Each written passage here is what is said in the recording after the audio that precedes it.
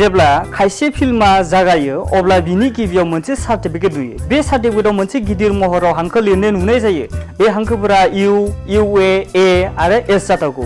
बेफोर हांखोफोरा थि खालामना होयो दि फिल्म एबा सावथुनखौ सोर नायनो हायो आरो सोर नायनो हाया।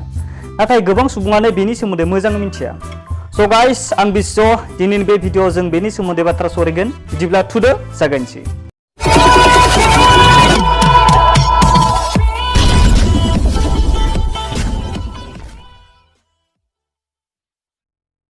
सबसे गिबियाव जों सावरायगोन जे सेन्सर बर्डआ मा।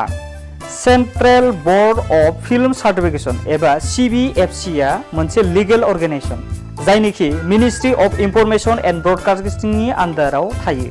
बे बर्डआ जोंनि हादरनि सावथुनफोरखौ एबा फिल्मफोरखौ गावसिनि कन्टेन्टनि नेम बायदि सार्टिफिकेट होनायनि खामानि मावो। बियो दि सिनेमेटोग्राफी एक्ट 1952 नि मथेब्ला गावसोरनि प्रभिजननि नेम बायदियै फैनो गोनां सावथुनफोरखौ रिलिज खालामनो थाखाय सार्टिफिकेट होनायनि खामानि मावो।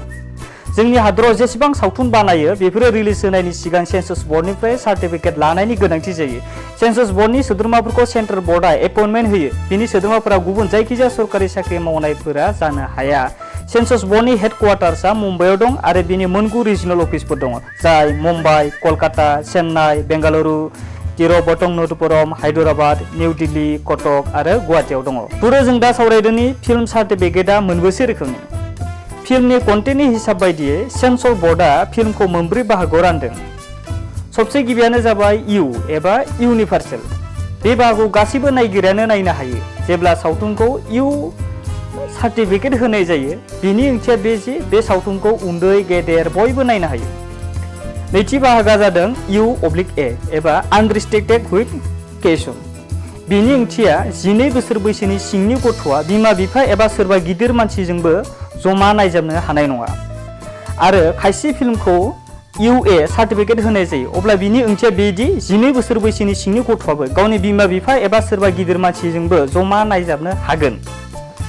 थामथि बाहागोआ ए, जाय खालि बैसोगोराफोरनि थाखायल' जायो। जुदि बबेबा फिल्मखौ ए सार्टिफिकेट होनाय जायो अब्ला बिनि ओंथिया बेदि बे फिल्मखौ खालि बैसोगोराफोराल' नायनो हायो, जायनि बैसोआ 18 बोसोर बैसोनि सायाव। ब्रैथिया एबा जोबथा बाहागोआ जादों एस।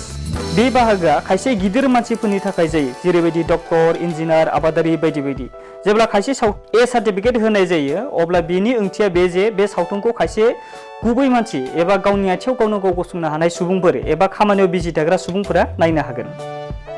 थुदो जों दा सावरायदोंनि फिल्म सार्टिफिकेटखौ माबोरै मोननो हायो। सेन्सर बर्डआ फिल्मखौ पास एबा फेल खालामनो थाखाय मोनथाम लामा दङ। गिबि लामायानो जाबाय इनभेस्टिगेशन कमिटिनि जायो, जेराव 7 सोद्रोमा थायो। बिनि 2 आइजो जायो। बांसिन सावथुनानो बेनि गेजेरजों पास जायो। सरासनस्रायै बाथ्राया बेनो जे बे लामायाव डिरेक्टरा थाफानाय जाया।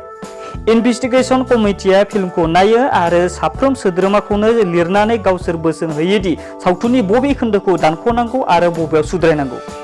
बिनि इनभेस्टिगेशन कमिटिया डिरेक्टरनो रिपर्टखौ हरो। बेनि उनाव फैयो नैथि लामा, बेखौ रिभाइनिं कमिटि बुङो।